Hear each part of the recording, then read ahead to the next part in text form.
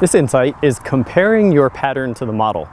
So one of the important concepts on this site is that it's not about necessarily having the proper feels. I think that many golfers have totally drastic or different feels to accomplish the same movement. And so what's more important is understanding the relationships and understanding the movements that you're trying to train. I'll give you an example from this week. So I had 3 different golfers all working on being a little bit more centered in their pivot. For whatever reason, they were each struggling with some ground contact issues, largely related to what was happening with their body. In one case, the golfer had a bit more of a forward lunge and was getting too much on top of their front foot. In another case, golfer had more of early extension pattern and their upper body was backing away from the golf ball, contributing to an early arm throw. In the third case, the golfer was really shifting off the ball with their upper body and having a hard time getting back to an appropriate position to be able to control low point.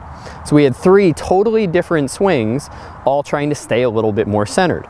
I used a similar drill, kind of customized it for each of them, but basically had some type of little upper body awareness. So just some visual so that they could roughly calibrate and feel or see a little bit better where their upper body was in space. So the golfer who was lunging in front, they walked away from the lesson thinking that in order to hit the ball better, they had to feel like they were staying behind. The golfer who was early extending or standing up like this, they had to feel like in order to hit the ball well, that they had to stay more down.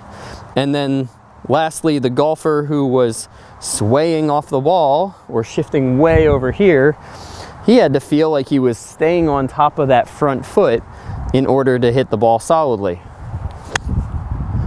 So regardless of which swing that they were using, we were working on the same concept. We were working on ground contact.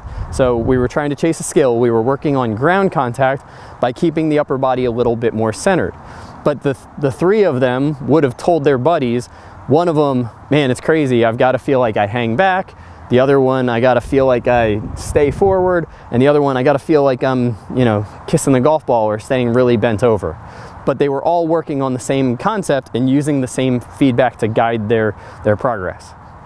I get a lot of questions about what specific moves should feel like, and it really depends on what reference you're coming from. So I don't want you to get lost chasing specific feels. Use feels to help reinforce what you're doing, but ultimately you want to use more objective feedback, such as visuals or checkpoints, so that you know that the feels actually make sense and that they're actually driving your swing in the right direction. If you're not checking in on video or with stations, there's a good chance you're just kind of getting into a good rhythm when you're hitting it well, instead of making long-term changes towards more of a model that has whatever shot characteristics you're looking for, whether it's more solid, straighter, further. We understand the patterns around those different characteristics. As long as you're working towards that pattern, over time, you'll get there, your swing will improve.